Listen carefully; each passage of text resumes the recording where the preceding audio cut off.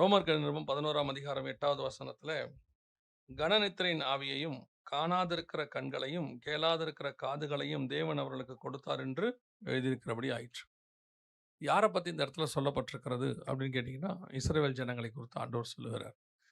தேவ ஜனங்களை குறித்து சொல்லும்போது, காணாதிருக்கிற கண்களையும் கேளாதிருக்கிற காதுகளையும் கர்த்தர் கொடுத்தார்.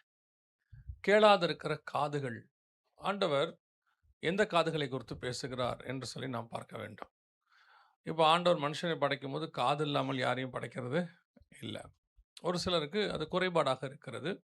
நாம் மாற்றுத்திறனாளி என்று சொல்லுகிறோம். அவர்களுக்கு மனுஷர்கள் பேசுவது என்ன செய்யவில்லை? கேட்கவில்லை. கேட்காதனால நம்ம அவங்கள என்ன சொல்கிறோம்? காது கேளாதவர்கள் அப்படின்னு நம்ம சொல்கிறோம். வேதாகமத்தில் செவிடர்கள் அப்படின்னு இருக்கும். இவர்களுக்கு ஏன் நம்ம அப்படி சொல்கிறோம் அப்படின்னு கேட்டால், இவர்களுக்கு யார் பேசுகிறதும் என்ன செய்யலை? கேட்கலை. அதனால தான் அவர்களுக்கு நாம் காது கேளாதவர்கள் என்று நாம் சொல்லுகிறோம். அதே மாதிரி கர்த்தர் பேசுவது கேட்காதிருக்கிறது. கர்த்தர் பேசுவது கேட்காதிருக்கிறது. அப்படி கேட்காதிருக்கும்பொழுது இவர்கள் எல்லோரும் ஆவிக்குரிய செவிடர்கள் என்று அர்த்தம். இவர்களோடு கர்த்தர் பேசுகிறார், இடைபடுகிறார். ஆனால் இவர்களுக்கு அது கேட்கவில்லை. திருச்சபைக்கும் இன்னைக்கு அதுதான் நிலைமை. சபையிலையும் கர்த்தர் பேசுகிறார். ஆவியானவர் சபைகளுக்கு சொல்லுகிறதை காதுள்ளவன் கேட்க கடவன். இன்னைக்கு என்ன சபை கர்த்தருடைய வார்த்தைக்குள்ள இருக்கா? கர்த்தருடைய வார்த்தை சபையில் இருக்கா அப்படின்னா இல்லைன்னு சொல்ல மாட்டேன். ஆண்டவர் சபைகள் பேசுறார், எல்லா இடத்துலையும் பேசுறார். வனாந்தரத்தில் பேசுகிற ஆண்டவர் சபையில் பேச மாட்டாரா? கண்டிப்பாக பேசுவார். ஆனால் கேட்கிற காது நமக்கு இருக்கிறதா? கர்த்தருடைய வார்த்தையை கேட்கிற காது. இப்போ நீங்கள் ஒருத்தர்கிட்ட பேசிகிட்டே இருக்கிறீங்க, உங்கள் மகட்டையோ மகன்கிட்டயோ வீட்டில் பேசிகிட்டே இருக்கீங்க. அவன் பாட்டுன்னு வீடியோ கேம்ஸ் விளையாடிட்டே இருக்கிறான். இப்போ அவன் சொல்கிறான், இப்போ நீங்கள் படின்றீங்க, அவன் விளையாடிட்டே இருக்கிறான். நீங்கள் என்ன கேட்குறீங்க? ஏண்டா நான் பேசுறது ஒன்று கேட்குதா இல்லையா அப்படின்னு கேட்குறீங்க. உடனே அவன் என்ன சொல்கிறான்? கேட்குது, எல்லாம் கேட்குது, நீங்கள் பாட்டு பேசினே இருங்கம்பா. ஏன்னா நம்மளை பொறுத்த வரைக்கும் என்னென்னா, நம்ம பேசினா அங்கேருந்து என்ன வரணும்? ஒரு ரிப்ளை, ஒரு ரியாக்ஷன், ஏதோ ஒன்று வரணும்ல. வந்தால் தானே நம்ம பேசுறதுக்கான ஒரு மரியாதை இருக்குது. இல்லைன்னா நம்ம பேசுறதுக்கு என்ன இல்லை? மரியாதை கிடையாதுல்ல. அவங்க பாட்டுன்னு உட்காந்துருப்பாங்க. சிலர்லாம் நீங்கள் என்ன பேசினாலும் அப்படியே உட்காந்துட்டே இருப்பாங்க. கேட்டால் நான் தான் கேட்டுக்கிட்டு இருக்கிறேன்ல அப்படிம்பாங்க. கேட்டுக்கிட்டு இருக்கிறது முக்கியம். கேட்டதை விட என்ன ரியாக்ஷன், என்ன பதில், அதனால் வரக்கூடியதான விளைவு என்ன? ஒருத்தனுக்கு காது கேட்காததும் கேட்டு செய்யாததும் ஒன்று தானே. ரெண்டும் ஒரே ஒரே ஒரே விஷயம் தானே. ஒருத்தருக்கு காது கேட்கல, அவர் அமைதியாக உட்காந்துருக்காரு. இவனுக்கு கேட்குது, அமைதியாக உட்காந்துருக்கான். என்ன என்ன என்ன என்ன டிஃப்ரென்ஸ் இருக்குது? ஒரு டிஃப்ரென்ஸும் இல்லைல்ல. ஆனால் இவன் மட்டும் நம்மகிட்ட என்ன சொல்லுவானா, கேட்டுக்கிட்டு தான் இருக்கிறேன், நான் கேட்காமையா இருக்கிறேன் அப்படிம்பா. அப்போ நம்மளை பொறுத்த வரைக்கும் கேட்கிற காது என்பது எதை குறிக்கிறதுனா, கர்த்தர் பேசும்போது ரெஸ்பான்ஸ் பண்ணுறது, அதுக்கு பதில் வர்றது, ரியாக்ஷன், அது இருந்தால் தான் அது என்ன அர்த்தம்? கேட்கிற காது. ஆண்டவர் சொல்றாரு, இஸ்ரவேல் ஜனங்களுக்கு என்ன காது இருந்துச்சா? கேட்காத காது இருந்துச்சாம். ஒரு சம்பவத்தை வேதத்தில் வாசிக்கும் போது எனக்கு ரொம்ப ஆச்சரியமா இருந்துச்சு. ஏன்னா இயேசு உட்கார்ந்தாலும் எந்திரிச்சாலும் நடந்தாலும் எல்லாத்துக்கும் பின்னாடியும் ஒரு அர்த்தம் இருக்கும். ஆண்டவர்கிட்ட ஒரு காரணம் இருக்கும் பாருங்களேன். வாசிங்க. மார்க் எழுதின சுவிசேஷம் 7ஆம் அதிகாரம் 34வது வசனம் வாசிங்க. வானத்தை அண்ணார்ந்து பார்த்து பெருமூச்சு விட்டு எப்பத்தா என்றார். எப்பத்தா என்றார். அதற்கு திறக்கப்படுவாயாக என்று அர்த்தமாம். ஏன் அந்த பெருமூச்சு விட்டு? அவர் தான் சுகமாக்க போறாரு. இயேசு கிறிஸ்துவுக்கு ஒரு விஷயம் நல்லா தெரியும். அவர் எந்த ஒரு விஷயத்தை செய்ய போறது முன்னாடியே அவருக்கு என்ன செய்யும்? நல்லா தெரியும். ஏன்னா ஏசாயா 50ஆம் அதிகாரம் 4ஆம் வசனம் சொல்லுது, அவர் அன்னைக்கு என்ன செய்ய போகிறார் என்பதை பிதாவாகிய தேவன் அன்னைக்கு காலையிலேயே அவருக்கு என்ன செஞ்சிருவாராம்? தெரியப்படுத்திடுவாராம். அப்ப இயேசுவுக்கு நல்லா தெரியும், இப்போ ஒருத்தர் நம்ம என்ன செய்ய போறோம்? சுகமாக்க போகிறோம் அப்படின்னு சொல்லி. ஆனா வசனம் சொல்லுது, இயேசு பெருமூச்சு விட்டு அப்படின்னு இருக்கு. அப்ப அதை படிக்கும் பொழுது சில நேரத்தில் ஆவியானவர் சில கேள்விகளை நம்மளே கேட்பார். ஏன் இப்படி இருக்கு அப்படின்னு கேட்பார். அப்படி கேட்கிறாருன்னா அவர் பதில் சொல்ல போறாருன்னு அர்த்தம். அப்போ அந்த இடத்துல பெருமூச்சு விட்டு அப்படின்னு இருக்கு. ஏன் பெருமூச்சு விட்டார் அப்படின்னா, அதுக்கு முந்தின வசனத்தை வாசிங்க பார்ப்போம். மறுபடியும் அவர் தீரு சீதோன் பட்டணங்களின் எல்லைகளை விட்டு புறப்பட்டு தெக்கப்போலியின் எல்லைகளின் வழியாய் கலிலேயா கடலருகே வந்தார். இப்போ இவர் எங்க போயிட்டு வர்றாருன்னா, புறஜாதியார்கிட்ட போயிட்டு வர்றாரு. எங்க போயிட்டு வர்றாரு? புறஜாதியார்கிட்ட போயிட்டு வர்றாரு. அந்த பட்டணங்கள் எல்லாம் தீரு, சீதோன், இதெல்லாம் புறஜாதியார் பட்டணம். அப்படியே போயிட்டு அந்த பட்டணங்கள்லாம் போயிட்டு எல்லாம் மினிஸ்ட்ரி முடிச்சுட்டு வராரு. அங்கே போனால் நல்ல ஓப்பனிங் இருக்குது, ரிசல்ட் இருக்குது. நல்லா கவனிச்சு பார்த்தீங்கன்னா பைபிளில் இஸ்ரவேல் ஜனங்கள் கேட்பது ஒரு பக்கம் இருக்கும், ஆனால் புறஜாதியார் கேட்கறது நல்லா இருக்கும் ஆண்டவருக்கு. அதனால தான் ஆண்டவர் அடிக்கடி சொல்வார், புறஜாதியார் நல்லா வாய் திறக்கிறாங்க, நல்லா கேட்குறாங்க அப்படின்னு. இப்போ இயேசு கிறிஸ்துவ கையில் ஏந்திக்கிட்டு சிமியோன் சொல்கிற வார்த்தை பார்த்தீங்கன்னா முதல்ல புறஜாதியாரை குறித்து சொல்லுவார். புறஜாதியாருக்கு வெளிச்சம் அப்படின்னா என்ன அர்த்தம் அப்படின்னு கேட்டிங்கன்னா, இந்த புறஜாதியார் ஆண்டவருடைய வார்த்தையை நல்லா ஏற்றுக்கொள்கிறாங்க. புறஜாதியார்னா இஸ்ரவேலை அல்லாதவர்கள், ஆண்டவருடைய வார்த்தையை நல்லா ஏற்றுக்கொள்றாங்க. அப்படியே போயிட்டு வருது, வசனம் நல்லா போயிட்டு வருது. இவர் திருப்பி இப்போ எங்கே உள்ளே வராரு? கலிலேயா வழியாக உள்ளே வரார். அப்படி உள்ளே வரும்போது பார்த்தா வசனம் சொல்லுது, உள்ளே நுழையும் போது காது கேட்காத ஒருத்தர் இருக்கிறான். யாரு? தேவ ஜனம், அதாவது இஸ்ரவேல் ஜனங்கள்ல ஒருத்தன் என்னவா இருக்கிறான்? அப்ப என்டர் ஆகும்போதே இதை நீங்க ஸ்பிரிச்சுவலி கவனிச்சு பார்த்தீங்களா, இவருடைய வார்த்தை எல்லா ஜனங்களுக்கு போகுது. ஆனால் இவர் எந்த ஜனங்களுக்கு அனுப்பப்பட்டாரோ அந்த ஜனங்களுடைய காது என்னவா இருக்கிறது? கேட்கக்கூடாத காதாக இருக்கிறது. அப்படியே உள்ள நுழையிறார். நுழைஞ்ச உடனே பார்த்தா காது அப்படி இருக்கு. அதனால ஆண்டவர் சொல்றாரு, பெருமூச்சு விட்டு. ஏன் அந்த பெருமூச்சுனா, எல்லா வயலும் என் வார்த்தையை கேட்கிறான். யார் கேட்கல? இஸ்ரவேல் ஜனங்கள் கேட்கலை. காதுகள் அடைக்கப்பட்டிருக்கிறது. இதுக்கு தான் வசனம் சொல்லுது, இயேசு பெருமூச்சு விட்டு. பல நேரங்களிலே கர்த்தருடைய சத்தம் புறஜாதியாருக்கு கேட்கிறது, தேவ ஜனங்களுக்கு கேட்க மாட்டேங்குது. ஆண்டவர் சொல்றது உலகத்தானுக்கு கூட கேட்குது சில நேரத்தில். நம்மால் கேட்டு பாருங்க, கொரோனா வந்த உடனே என்ன சொல்லுவாங்க?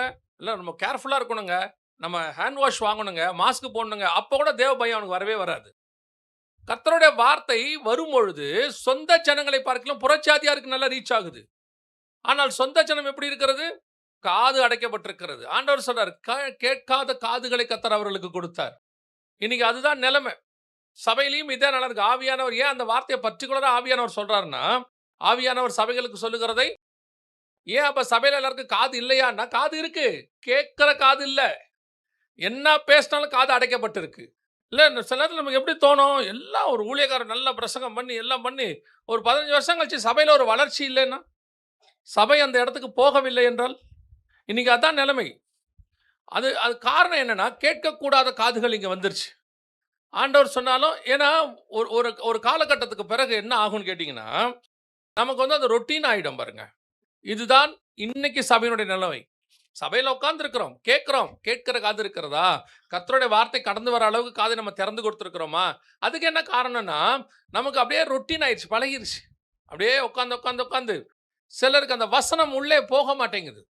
வசனம் போகாவிட்டால் அது ஆவிக்குரிய செவித்திறன், ஆவிக்குரியதான அந்த அந்த காது அடைக்கப்பட்டுருச்சு. அதான் இன்னைக்கு ஆண்டவர் சொல்றாரு, அவர்கள் அடைக்கப்பட்ட காதுகளை கர்த்தர் அவருக்கு கட்டளையிட்டு இருக்கிறார். இதுக்கு என்ன காரணமா இருக்கும் நீங்க நினைக்கிறீங்க? அதுக்கு என்ன காரணம் அப்படின்னா, அதே ஜனங்கள் ஏன் இஸ்ரவேல் ஜனங்கள் அப்படி இருந்தாங்க அப்படின்னு சொன்னா, வாசிங்க யாத்திராகமத்தின் புஸ்தகம் 20ஆம் அதிகாரம் 19வது வசனம் வாசிங்க. மோசேயை நோக்கி, நீர் எங்களோட பேசும், நாங்கள் கேட்போம், தேவன் எங்களோட பேசாதிருப்பாராக. சொல்லிட்டான் பாருங்க, அவனே வாய் திறந்து என்ன சொல்லிட்டான்? தேவன் எங்களோடு கூட. இப்பதான் ஃபர்ஸ்ட் ஆண்டவர் பேசுறாரு. எப்போ பேசுறதை நிறுத்தினார்னா, நீங்க நல்லா கவனிச்சு பாத்தீங்கன்னா, நம்ம ஆண்டவர் வந்து நம்ம கூட பேசதான் விரும்புறாரு. நம்ம கூட பேசதான் விரும்புவார். முதல்ல ஆண்டவர் வந்து ஆதாம் கிட்ட பேச விரும்பினார். பேச விரும்பிட்டு வராரு தோட்டத்துக்குள்ள. அவர் சத்தத்தை கேட்ட உடனே அவன் ஓடி என்ன பண்ணிட்டானா? ஓடி ஒளிந்துட்டானா. அவர் சொல்றார், தேவரீர் தோட்டத்தில் உலாவுகிற சத்தத்தை கேட்டு பயந்து விருட்சங்களுக்குள்ளே நான் ஒளிந்து கொண்டேன். என்னப்பா காரணம்? அந்த சத்தம் எனக்கு எப்படி இருக்குது? பயமா இருக்குது. இந்த சத்தம் கேட்கறதுக்கு எனக்கு எப்படி இருக்கு?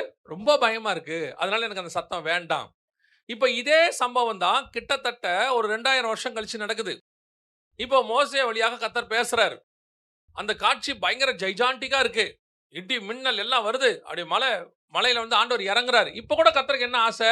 ஜனங்களோட கூட நான் பேசணும். நம்ம ஆண்டவர் பாருங்க, தோட்டத்துல உலாவ வந்து அவனை தேடுறாரு. ஆதாமே, நீ எங்கே இருக்கிறாய்? ஏன்னா அவர் பகலில் குளிர்ச்சி, அந்த வார்த்தையெல்லாம் ஒவ்வொன்றுத்துக்கு பின்னாடி ஒரு அர்த்தம் இருக்கு. பகலில் குளிர்ச்சியான வேளையில் உலாவும்படி அப்படின்னா என்ன அர்த்தம் அப்படின்னா, தேவனுக்கு உலாவுறது ரொம்ப இஷ்டம். ஆதாம் கிட்ட பகலில் உலாவும்படி வந்தார். அந்த எண்ணம் வந்து அவருக்கு ஈடேறல. காரணம்னா ஃபர்ஸ்ட் அப்செட் ஆயிட்டார் ஆண்டவர். ஆதாமே, நீ எங்கே இருக்கிறாய்? அத்தோடு போய் ஒளிஞ்சவன் தான். திருப்பி 2000 வருஷம் கழிச்சு மோசையை வச்சு கர்த்தர் பேசுறார். இப்போ ஜனங்களோட நான் பேசுறேன். ஏன்னா 2000 வருஷம் ஸ்டாப் ஆயிடுச்சு. யாரோ ஒருத்தர் 2 பேர் தான் பேசுறாரு. அதுக்கப்புறம் ஏனோக்கு, அதுக்கப்புறம் வந்துட்டு நோவா, ஆபிரகாம் இப்படி பேசிட்டு இருக்காரு. இப்போ ஜனங்களோட மொத்தமா பேசணும் ஆண்டவருக்கு ஆசை. இப்போ வந்து இறங்குறாரு மலை மேல, ஜெய்ஜாண்டிக்கா இறங்கின உடனே அந்த காட்சியை பார்த்தவனே அவன் சொல்லிட்டான், நீ எங்கிட்ட என்ன செய்யாதீங்க, பேச வேண்டாம். எவ்வளோ துக்கம் இருந்திருக்கும் பாருங்க ஆண்டவருக்கு. எவ்வளோ பெரிய துக்கம் இருக்கு பாருங்க. ஆண்டவர் என்னோடு கூட பேச வேண்டாம், மோசே பேசட்டும். அவ்வளோதான். ஆண்டவர் சொல்லுவார் மோசே கிட்ட, நீ என்ன செய்ய, நான் உங்கள் நடுவில் வாசம் பண்ணும்படி எனக்கு என்ன பண்ணு, ஒரு கூடாரத்தை போடு. எவ்வளோ ஆசை பாருங்க அவருக்கு, நான் உங்கள் நடுவில் வாசம் பண்ணணும், உங்களோடு கூட பேசணும். ஒரு சாதாரணமாக ஒரு மனுஷனுக்கு ஒரு சராசரி ஆசை இருக்குல்ல, அது எங்கேருந்து வந்துச்சுன்னா தேவன்கிட்டேருந்து வந்துச்சு. நம்மளை மாதிரி அவர் ஆசைப்படலை, அவருடைய ஆசை தான் நம்மகிட்ட இருக்குது. அவருக்கு நம்ம கூட வாழணும், நம்ம கூட பேசணும், நம்ம கூட இருந்து உலாவணும், எல்லாம் ஆண்டவருக்கு ஆசை இருக்குது.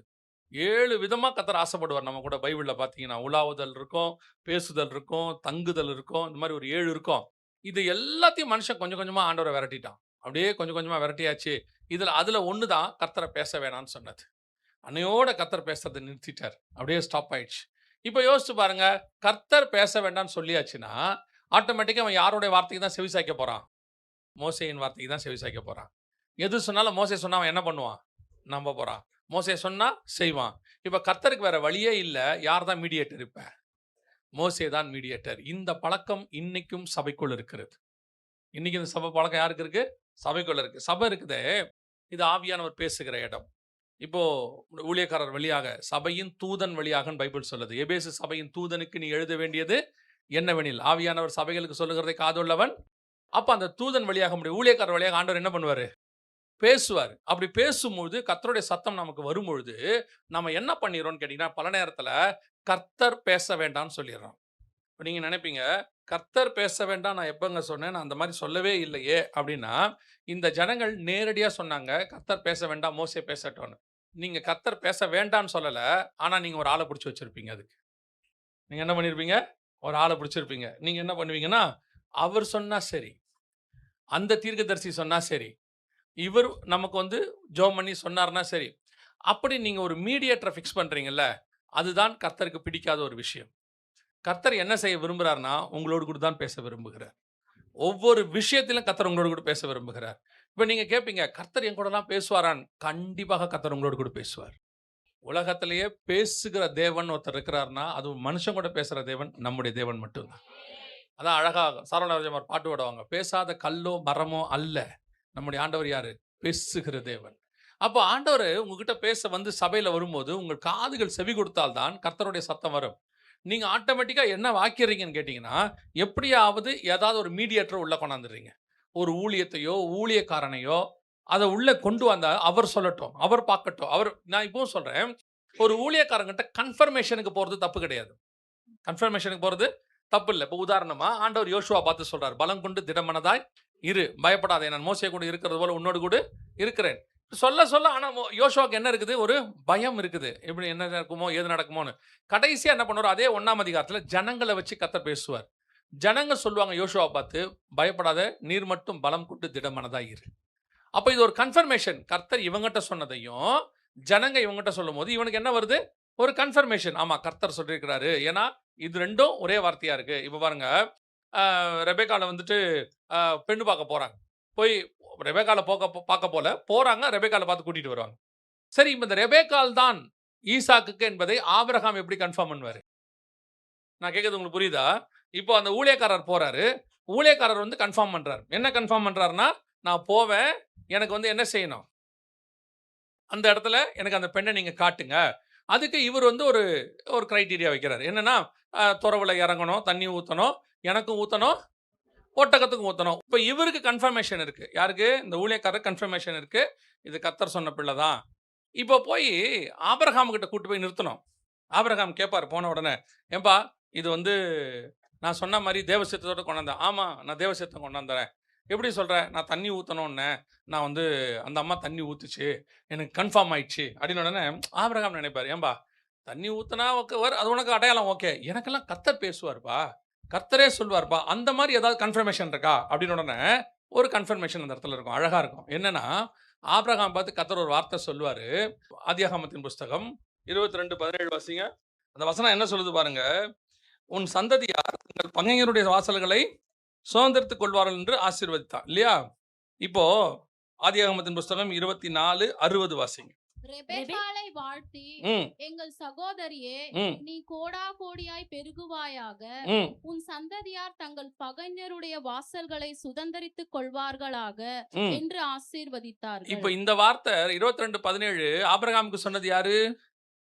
கர்த்தர். இங்க 24ல ரெபெக்காளை வாழ்த்தினது யாரு? லாபான். யோசிச்சு பாருங்க, லாபானுக்கும் ஆபிரகாமுக்கும் என்ன இல்லை? எந்த சம்பந்தமுமே இல்லை. அப்படி ஒருத்தன் இருக்கிறானே யாருக்கு தெரியாது? ஆபிரகாமுக்கு தெரிய வாய்ப்பு இல்லை. அவர் எங்கேயோ கிடக்கிறார் சிரியா தேசத்தில், இவர் கிடக்கிறார் கானானுக்குள்ள. இப்போ யோசிச்சு பாருங்க, இவன் போய் சொல்லுவான், இந்த ஊழியக்காரர் போய் சொல்லுவார், இவளை ஆண்டவர் கொடுத்தாரு, உனக்கு இது கன்ஃபர்மேஷன், இப்போ ஆபிரகாமுக்கு இன்னும் ஒரு படி மேலே போய் கர்த்தர் வார்த்தை வந்துச்சா அப்படின்னும் போது அப்படியே சொல்லிட்டே வருவார் அந்த ஊழியக்காரர். போகும்போது அந்த வீட்டார் இவளை ஆசீர்வச்சாங்க எஜமா, என்ன சொல்லி ஆசீர்வச்சாங்க, உன் சந்ததியார் சத்ருவின் வாசல்களை என்ன செய்வாங்க, சுதந்திரித்துக் கொள்வாராக. இந்த வார்த்தை கேட்டா ஆபிரகாமுக்கு எப்படி இருக்கும்? இதுதான் கர்த்தருடைய வார்த்தை. ஏன்னா எங்கிட்ட ஆண்டவர் கிட்டத்தட்ட 20 வருஷத்துக்கு முன்னாடி சொன்னதை இன்னைக்கு யார் வழியா கன்ஃபார்ம் பண்றாரு? லாபான் வழியா கன்ஃபார்ம் பண்றாரு. இதுதான் கர்த்தருடைய வார்த்தை கன்ஃபர்மேஷன். இந்த மாதிரி கர்த்தர் உங்ககிட்ட பேசுறதுக்கு நிறைய வழி இருக்குது. ஆனா நாம என்ன செய்கிறோம்? நடுவுல மோசே மாதிரி ஒரு ஆளை வச்சுக்கிறோம், ஒரு ஊழியக்காரரை வச்சுக்கிறோம், ஒரு ஊழியக்காரருடைய ஊழியத்தை வச்சுக்கிறோம். அவர் பேசட்டும், அவர் கேட்டு சொல்லட்டும், ஒரு கன்ஃபர்மேஷன். நமக்கு இப்போ என்ன இருக்குது? ஒரு கர்த்தருடைய வார்த்தை இன்னொருத்தர் வழியா கன்ஃபார்ம் ஆனா ஓகே. கேட்கும் போதே நீங்க போய் என்ன சொல்லிடுறீங்க? நீங்க எங்களை கேட்டு சொல்லுங்க, ஜெபம் பண்ணி சொல்லுங்க, எங்க பொண்ணுக்கு இந்த பையனை கல்யாணம் பண்ணலாமான்னு இருக்கோம், நீங்க கொஞ்சம் ஜெபம் பண்ணி சொல்லுங்க. எதுக்கு அவர் ஜெபம் பண்ணி சொல்லணும்? ஏன் நீங்க ஜெபம் பண்ண மாட்டீங்க? ஏன் நீங்க கேட்க மாட்டேங்கிறீங்க? ஆண்டவர் சமூகத்தில் ஏன் காத்திருக்க மாட்டீங்க? ஏன்னா உங்களுக்கு உடனே ஒரு வார்த்தை, கர்த்தர் பேசுவாரா? கர்த்தர் எப்படி பேசுவார்? அப்ப என்ன ஆவிக்குரிய வாழ்க்கை வளர்ச்சி? இத்தனை வருஷம் நீங்கள் எந்த தேவனை ஆராதிக்கிறீர்களோ அந்த தேவனுடைய சத்தம் உங்களுக்கு தெரியாதுன்னா எவ்வளவு பெரிய மிஸ்டேக் பாருங்க. அது உங்களுக்கு பெருசாவே தெரியல.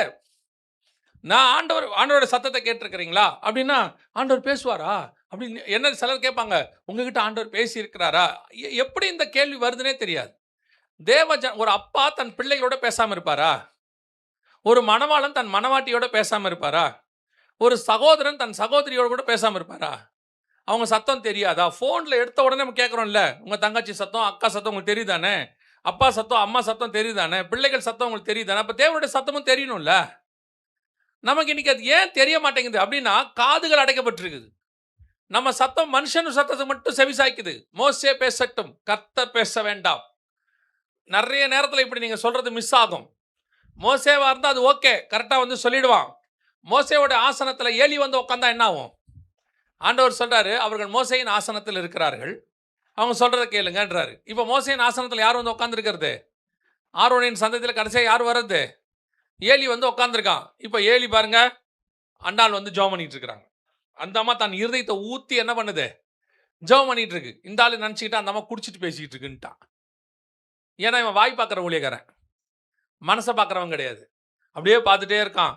அதை கேட்குறான், எது வரைக்கும் பேலியாளின் மகளேம்பான், பேய் பூச்சவளேங்கிறான். எது வரைக்கும் இப்படி உட்காந்துருப்பேன், எழுந்திரிச்சு போ அப்படிம்பா. அந்த அம்மா பரவாயில்ல, பொறுமையாக பதில் சொல்லுது. என்ன சொல்லுது தெரியுமா? என்ன தப்பாக நினைக்காதீங்க ஆண்டவனே, என் இருதயத்தை ஊற்றி ஜெபம் பண்ணுறேன், எனக்கு குழந்தை இல்லை. உடனே என்ன சொல்லிட்டேன் தெரியுமா? கர்த்தர் உன்னை ஆசீர்வதிப்பார். இந்த மாதிரி ஊழியக்காரன் தான் நீங்கள் ஜாஸ்தி. நீங்கள் இந்த ஆள்கிட்ட போய் தேவ சத்தத்தை எப்படி தெரிஞ்சுக்கொள்வீங்க? இந்த மாதிரி ஒரு ஆள்கிட்ட போய் தேவ சத்தத்தை எப்படி தெரிஞ்சுக்கொள்வீங்க? அப்போ நம்முடைய காதுகள் யாருடைய சத்தத்துக்கு காத்திருக்குன்றது முக்கியம். நீங்கள் you are choose the wrong one. நீங்கள் மோசேவை சூஸ் பண்ணிட்டீங்கன்னா கூட பரவாயில்ல, பழைய ஏற்பாடு. இப்போ புதிய ஏற்பாட்டில் நீங்கள் மோசேவை சூஸ் பண்ணாமல் வேற யாரையோ சூஸ் பண்ணுறீங்க. ஆளாளுக்கு ஒரு ஊழியத்தை பிடிச்சி வச்சிருக்கிறீங்க, ஒரு ஊழியக்காரனை பிடிச்சி வச்சிருக்கீங்க. நான் அந்த ஊழியக்காரனை குறை சொல்லவே மாட்டேன். அந்த ஊழியக்காரர் அவர் ஊழியத்துக்காக ஜெபம் பண்ணுறாரு. சில நேரங்களிலே அவருக்கு ஆண்டவர் சொல்கிறத வந்து உங்களுக்கு சொல்கிறாரு. நீங்கள் உடனே அவர் என்ன ஆக்கிடுறீங்க? குறி சொல்கிறவரை ஆக்கிடுறீங்க. ஏசுநாதர்கிட்ட போயிட்டு 2 பேர் சொல்கிறாங்க, இப்படி ஒரு லேண்டு பிரச்சனை வருது, இதை கொஞ்சம் சால்வ் பண்ணி கொடுங்க. ஆண்டவர் கேட்டார், உங்களுக்கு யாரா என்ன வச்சது? இன்னைக்கு நிறைய பேர் அப்படி தான் இருக்கான் சர்ச்சுக்குள்ள. எது ஒன்றுனாலும் அவர்கிட்ட போய் கேட்போம், அவர்கிட்ட போய் பண்ணுவோம். உட்காந்து நீங்கள் தேவன்கிட்ட கேளுங்க. கர்த்தர் உங்கள் வீட்டுக்குள்ளே உங்ககிட்ட பேசுறதுக்கு வெயிட் பண்ணிக்கிட்டு இருக்கிறார். உங்கள் வீட்டுக்குள்ளே ஆண்டவர் சொல்கிறேன், உங்ககிட்ட பேசுறதுக்கு வெயிட் பண்ணிட்டு இருக்கிறாரு. நீங்கள் போய் முதல்ல கதவை சாத்தி ஜெபம் பண்ணா தானே பேசுவார். வேதத்தை வாசிக்கிறதுல இப்போ நல்லா கவனிச்சு பாருங்க. வேதத்தை வாசிச்சிங்கன்னா கர்த்தர் வசனத்தின் வழியாக பேசுவார். இப்போது அந்த ஊழியக்காரங்கிட்ட ஆண்டவர் பேசினாருங்கிறதுக்கு ஆபிரகாமுக்கு ஒரே கன்ஃபர்மேஷன் என்னது? எனக்கு கொடுத்த வசனமோ லாபான் கொடுத்த வசனமோ ஒரே வசனம். ரெபேக்காலை பற்றி சொன்னது ஒரே வசனம். இதுதான் கர்த்தருடைய வார்த்தை, முடிஞ்சிருச்சு. அந்த மாதிரி கர்த்தருடைய வார்த்தை இங்கே இருக்கு இல்லையா? கர்த்தருடைய சத்தத்தை கேட்க முடியும். நான் எப்பவும் சொல்லுவேன், இந்த கர்த்தர் உங்களோட கூட பேசுறதுக்கு 7 வழி இருக்கு. பைபிளில் 1000 வழி இருக்கு. ஒரு மிக முக்கியமாக 7 வழி இருக்கு. முதல்ல ஆண்டவர் முகமுகமாக பேசுவார் உங்ககிட்ட. நீங்கள் நல்ல ஆவிக்குரிய வாழ்க்கையில் இருந்தால் கர்த்தர் என்ன செய்வார்? முகமுகமாக பேசுவார். மோசே கிட்ட முகமுகமாக பேசினார். அது மோசேங்க. புதிய ஏற்பாட்டில் வசனம் சொல்லுது, 500க்கும் மேற்பட்டவர்களுக்கு அவர் தரிசனமானார். உங்களுக்கும் கர்த்தர் பேசுவதற்கு வல்லமை உள்ளவராக இருக்கிறார். அல்லேலூயா. இல்லை அதோட கொஞ்சம் ஆவிக்குரிய ஸ்டாண்டர்ட் கொஞ்சம் குறைவாக தான் இருக்குது. கர்த்தருடைய சத்தத்தை மட்டும் கேட்க முடியும். நீங்கள் சாமுவேலே சாமுவேலே என்று கூப்பிட்டார். சவுலே சவுலே என்று கூப்பிட்டார். ஆண்டவருடைய சத்தத்தை என்ன செய்ய முடியும்? கேட்க முடியும். இல்லை, இன்னும் கொஞ்சம் ஆவிக்குரிய வாழ்க்கை இன்னும் கொஞ்சம் குறைவாக தான் இருக்கு, நான் கொஞ்சம் அந்த அளவுக்கு இன்னும் ஆண்டவர்கிட்ட போகலை அப்படின்னு சொன்னால், கர்த்தர் தம்முடைய வேதத்தின் வழியாக உங்களோட கூட பேசுவார். வேத வாக்கியத்தை வச்சு என்ன பண்ணுவார்? உங்களோட கூட பேசுவார். கர்த்தருடைய சத்தம் உங்களுக்கு வெளிப்படும். இதை பேசும்போது சமயத்துக்கு ஏற்ற வார்த்தைகளை கர்த்தர் கொடுப்பார். அந்த மாதிரி ஆவியானவர் மாதிரி நமக்கு கரெக்டாக பேசுறதுக்கு ஆளே கிடையாது. நான் என்னை இத்தனை வருஷத்தில் என்னை வாழ வச்சது கர்த்தருடைய கிருபையும் வசனம் மட்டும்தான். எனக்கு ஏற்ற நேரத்துக்கு ஆண்டவர் வசனம் கொடுப்பார். எல்லா சூழ்நிலைகளையும் சொல்லுவேன். எப்படிப்பட்ட சூழ்நிலைகள் வந்தாலும் ஒரு வசனத்தை கொடுப்பாரு. இந்த வசனத்துக்கு ஒரு ஒரு ஒரு மகத்துவம், ஒரு பவர் உண்டு. என்ன தெரியுமா? அது அவ்வளோ பெயினையும் உங்களுக்குள்ள ஒரு நிமிஷத்தில் ரிமூவ் பண்ணும். அதை நீங்கள் ஃபீல் பண்ணவே முடியும். எவ்வளோ துக்கமாக நீங்கள் தேவ சமூகத்துக்குள்ளே போங்க, அவர் உங்களுக்கு ஒரு வசனத்தை கொடுத்து வெளியே அனுப்புவார். நீங்கள் வெளியே வரும்போது மொத்தமும் உங்களுக்குள்ளே மாறி இருக்கும். அந்த வசனத்துக்கு மட்டும்தான் அப்படி ஒரு ஹீலிங் பவர் உண்டு. அந்த வசனம் அப்படி மாற்றும். எவ்வளோ பேர் உங்களை உடச்சி கண்ணீரோடு நீங்கள் போனாலும் இவர் ஒரு வார்த்தை பேசி அனுப்புவார். அப்படியே அதை ஆறுதல் அடைஞ்சிடும். ஒருவேளை திருப்பி உங்களுக்கு ஒரு துக்கம் வந்துச்சுன்னா திருப்பி பேசுவார். அதை நான் ஃபீல் பண்ணியிருக்கிறேன். கர்த்தருடைய வார்த்தைக்கு அப்படி ஒரு வல்லமை உண்டு. சரி, அந்த அளவுக்கு கூட தியானிக்கிற அளவுக்கு எனக்கு அவ்வளோ தமிழ் படிக்க வராது, எனக்கு தியானிக்கிற அளவுக்கு இல்லை. சரி, 4வது வழி ஒன்று இருக்குது. கர்த்தர் தீர்க்கதரிசிகளை கொண்டு பேசுவார். தீர்க்கதரிசிகள்லாம் நீங்கள் தேடி போக வேண்டாம். பழைய ஏற்பாடு மாதிரி உங்கள் சபைக்கு போங்க. உங்கள் சபையிலே கர்த்தர் தீர்க்க தரிசனமாய் பேசுவார். ஏன்னா புதிய ஏற்பாட்டை பொறுத்தவரையும் சபையின் பக்தி விருத்திக்கு ஏதுவாய் கர்த்தர் தீர்க்க தரிசனம் வச்சிருக்கிறார். நீங்கள் சபைக்கு எத்தனை பேர் நம்ம இங்கே நார்மலாக மெசேஜ் தான் கொடுப்போம். ஆனால் அவங்க சொல்லுவாங்க, கரெக்டாக கர்த்தர் எங்களோட கூட பேசினாருங்க, அன்னைக்கு என்ன எதிர்பார்த்தோமோ அதை கர்த்தர் எங்களுக்கு பேசினார். இவங்க பிளான் பண்ணி அப்படி பேசுறதெல்லாம் கிடையாது. இவங்க பாட்டுன்னு ஏதாவது ஒன்று பேசிட்டு போவாங்க. அதை ஆவியானவர் தீர்க்க தரிசனமாய் மாற்றுவார். இது 4வது. 5வது இன்னொன்று இருக்கு. நீங்கள் ஒருவேளை நல்ல இன்னும் கொஞ்சம் ஆண்டவர்கிட்ட நெருக்கமாக இருக்கிறீங்க அப்படின்னா தரிசனத்தின் வழியாக கர்த்தர் பேசுவார். ஆண்டவர் என்ன பண்ணுவார்? தரிசனத்தை பார்க்க முடியும். அது நீங்கள் மட்டும் பார்ப்பீங்க. நீங்கள் சொல்லுவீங்க, ஆண்டவர் எனக்கு ஒன்று காமிச்சாரு அப்படின்னு. இது 6வது இன்னொன்று இருக்குது. அது என்னென்னு கேட்டால் சொப்பனத்தின் வழியாக பேசுவார். கடைசியாக ஒரு வழி இருக்குது. இதில் எனக்கு தெரிஞ்ச வழி. கடைசியாக ஒரு வழி இருக்குது. கர்த்தர் கழுதையின் வழியாக கூட உங்களோட கூட பேசுவார். பேசணும்னு முடிவு பண்ணிட்டார்னா புறஜாதியாரை வச்சு கூட கர்த்தர் உங்ககிட்ட பேசுவார். கர்த்தர் உங்ககிட்ட பேசுறதுக்கு இவ்வளோ வழி இருக்கும்போது நீங்கள் ஏன் மோசையை ஃபிக்ஸ் பண்ணுறீங்க? நீங்கள் ஏன் ஒரு ஆளை ஃபிக்ஸ் பண்ணுறீங்க? நீங்கள் எப்போவுமே என்ன செஞ்சுங்க, தேவனோடு கூட பேசுறதுக்கு உங்களை ரெடி பண்ணிக்கொள்ளுங்க. அதுதான் உங்களுக்கு எப்பவும் நல்லது. அந்த ப்ராக்டிஸ் வந்துடுச்சுன்னா நீங்களும் தேவனும் அப்படி பேச ஆரம்பிச்சிட்டிங்க, உங்கள் காதுகள் தேவனுக்கு திறக்க ஆரம்பிச்சிருச்சுன்னா நீங்கள் ஒரு நாளும் எதை குறித்தும் கவலைப்பட வேண்டி இருக்காது. உங்களுக்கு ஒரு சந்தேகமே வராது. நான் சொல்றது உங்களுக்கு புரியுதா? இது தேவ சித்தமா இல்லையா? அந்த சந்தேகமே என்ன செய்யாது, வரவே வராது. கர்த்தர் பேசிட்டார், அவ்வளோதான். உங்கள் இதயத்துக்குள்ள ஒரு சந்தோஷம் வந்துடும். அது சில நேரத்தில் ஆண்டவருக்கு அது பிடிக்க மாட்டேங்குது. நீங்கள் இன்னொரு ஆளை வச்சு புதிய ஏற்பாட்டில் பேசுறது. இப்போ நீங்கள் சர்ச்சைக்கு கிளம்பி வரீங்க. வரும்போது பக்கத்து வீட்டில் ஒரு ஐயா இருக்கிறார், ஒரு அம்மா இருக்காங்க. அவங்கள கூப்பிட்டு எங்கள் வீட்டுக்காரர்கிட்ட சொல்லி எனக்கு கொஞ்சம் இதை வாங்கி கொடுங்க அப்படின்னா அது உங்கள் வீட்டுக்காரருக்கு எவ்வளோ கோவம் வரும்? வருமா வராதா? அவர் கேட்பார் தானே, நான் இந்த வீட்டில் இருக்கேன் தானே, நீ ஏன் என்ன கேட்கக்கூடாது அப்படின்னா கோவம் வரும்ல. அந்த மாதிரி தான் கர்த்தர் உங்களோட கூட இருக்கும்போது நீங்கள் எதுக்கு இன்னொரு ஆள் உள்ளே ஃபிக்ஸ் பண்ணுறீங்க? அப்போ கர்த்தருக்கு என்ன வரும்? நம்ம ஆண்டவர் கோவப்படுறதில்ல, துக்கப்படுறாரு. சரி, அவன் வழியாக பேசுறியா, பேசி தொலை அவங்களே. ஆனால் உங்களுக்கு நீங்கள் நடுவில் ஃபிக்ஸ் பண்ணுற ஆள் மோசையாக இருந்தால் தப்பிச்சிருவீங்க. நடுவில் ஃபிக்ஸ் பண்ணுற ஆள் ஏலியாக இருந்தால் மாட்டிடுவீங்க. அவன் இஷ்டத்துக்கு அடித்து விட்டுட்டு போயிட்டே இருப்பான். அதுக்கு தான் அந்த மீடியேட்டர் வேணாங்கிற. நடுவில் யார் வேணாம்? மீடியேட்டரே வேணாம். நல்லா ஜெபம் பண்ணுங்க, நீங்கள் கூப்பிடுங்க, கர்த்தர் உங்களோடு கூட பேசுவார். கர்த்தர் என்ன செய்வார்? உங்களோடு கூட இடைப்படுவார். அப்போ ஆண்டவர் சொல்கிறாரு, கேட்கிற காது இருக்கணும். முதலாவது இந்த கேட்கிற காது எதற்காக அப்படின்னு கேட்டிங்கன்னு சொன்னால், பேச வேண்டாம் என்ற ஜனங்கள் சொன்னதுனால கர்த்தர் அந்த பேசுறதை நிறுத்திட்டார் அவங்களோட. இப்போ கர்த்தர் மறுபடியும் நம்மோடு கூட பேச விரும்புகிறார். ஆவியானவர் சபைகளுக்கு சொல்வதை காதுள்ளவன் கேட்க கடவுள். அப்படின்னா என்ன அர்த்தம்? திருப்பி ஆண்டவர் நம்மகிட்ட என்ன செய்ய விரும்புகிறாரு? பேச விரும்புகிறாரு. உங்கள் காதுகளை திறக்கணும். ஆண்டவர்கிட்ட கேளுங்க, என்னோடு கூட பேசுங்க ஆண்டவரேன்னு கேளுங்க. நான் சொல்கிறேன், ஆண்டவருடைய சத்தம் உங்களுக்கு கேட்கும். ஒரு அழகாக ஒரு பழைய பாட்டு இருக்கு. இவ்வுலக சப்தமும் என் மாம்ச சத்தமும் இணைந்து ஒலிக்குது, அதில் மெல்லிய சத்தம் தெளிவாய் கேட்டிட எனக்கு கற்றுத்தாருமேன்னு இருக்கும். அது ஒரு பெரிய பரிசுத்தவான் அந்த காலத்தில் பாடினது.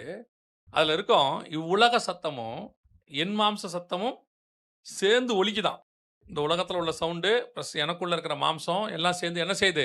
பயங்கரமாக சவுண்டு போடுது. அதில் நடுவில் உங்கள் சத்தத்தை கேட்க எனக்கு சொல்லித்தாங்கன்னு அந்த பரிசுத்தவான் பாடுவார். அதைத்தான் நாம் ஆண்டவர்கிட்ட கேட்கணும். நமக்குள்ளே எவ்வளோ சவுண்டு வேணா இருக்கட்டும், யார் வேணா பேசட்டும், என்ன வேணா பண்ணட்டும், உள்ளுக்குள்ளேருந்து உங்களுக்குள்ளே போராட்டம் இருக்கட்டும், இது நடுவில் கர்த்தாவே நான் உம்முடைய சத்தத்தை நான் கேட்க வேண்டும். உம்முடைய சத்தத்துக்கு என் செவிகள் என்ன செய்யணும்? திறக்க வேண்டும் அப்படின்னு நீங்க தீர்மானம் எடுங்க. கர்த்தர் உங்கள் காதுகளை திறக்க வல்லமை உள்ளவராய் இருக்கிறார். அல்லேலூயா.